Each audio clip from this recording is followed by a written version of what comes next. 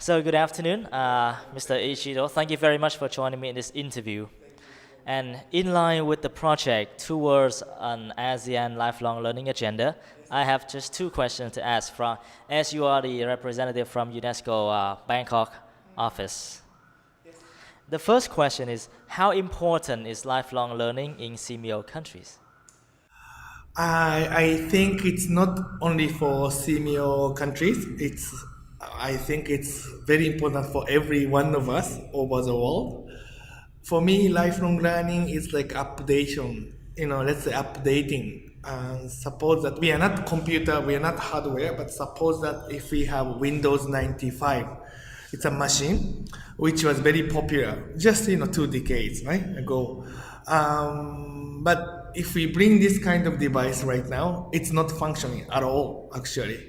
Likewise, like human beings, right? Things are changing. We have to keep updating ourselves. So that's the basically learning. Look at what's going on around the world, or what's going on around us, and we have to keep updating ourselves. And then, in order to make it effective, I would say the importance of life purpose. I think we should be more clear about the purpose or life, or even interest and passion, so that learning can be more effective and meaningful. Because to me, the learning is like a method, right? Without knowing the purpose or direction, the learning or even method cannot be very efficient. So then I think it's very important. Yes, we talk about lifelong learning, and also we should talk about like life purpose or mission or competency, which means we have to look at who we are, where are we going, right? Things like this, yes. So define a clear pathway. Obviously, yes, obviously.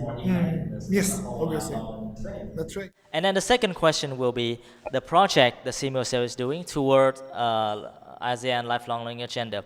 How do you expect it to impact lifelong learning in CMO countries?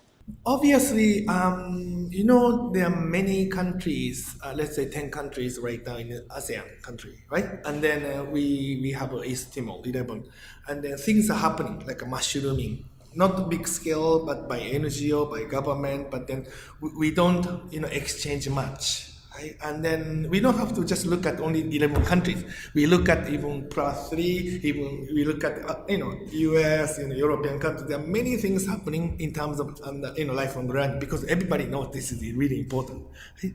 And I think very important point about this project is how we can exchange, effectively.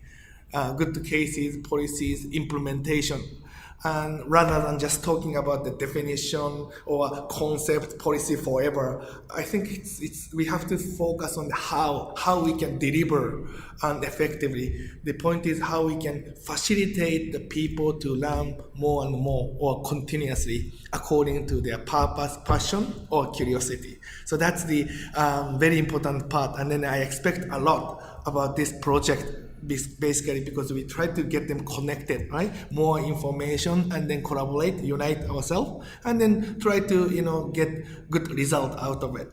Yes. Can I ask you one more question about today's meeting? And we spent a whole long day exchanging experiences between countries. In your opinion, what was the most likely best practice that can be applied to the ASEAN countries? Which sharing were you most impressed with? I think depends on the country and then context. For example, we had a presentation from Singapore, and they talk about skill and economy, very very focused, right? And then we look at the Thailand. They look at basic education more. They talk about equivalency program promoting because currently they have 1.2 million learners learning at the community learning center, and then most of them are coming for the basic education, which they talk about equivalency program. I think we can learn I wouldn't say this is the best case or best country, but then look at the topic or the focus. Then we can maybe learn because I don't think since lifelong learning is such a broad area, right?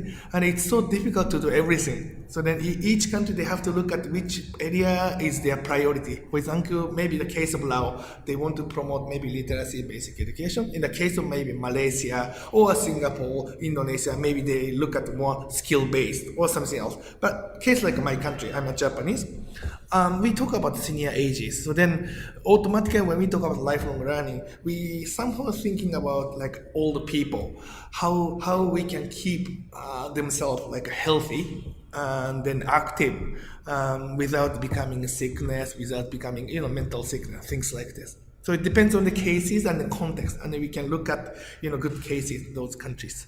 Yes, and then so far, in my view, all countries they are presenting wonderful cases. Yeah. Right, so we can actually gain experiences as well as the best practices from them. Are you still here tomorrow for the meeting? And what do you expect will be the outcome from tomorrow's group discussion and parallel discussion? We talk about the platform. It's such a wonderful thing. So this is somehow trend, right? And then the question is how we can make this platform very active, sustainable. That's the issue. Even myself, I have been trying to create like a platform, whatever, creating house. But then we create, but then it's so difficult. Make it active. Make it active means that people come, contribute, discuss, right? This kind of hot spot. That's something we want to create, right? Under the name of lifelong learning. So that's I think, main point we should discuss practically, right? Thank you very much. I think that's enough info for this interview. And Mr. Ichiro, thank you for joining me with this interview. Thank you so much for this opportunity. Very nice talking to you. Yes.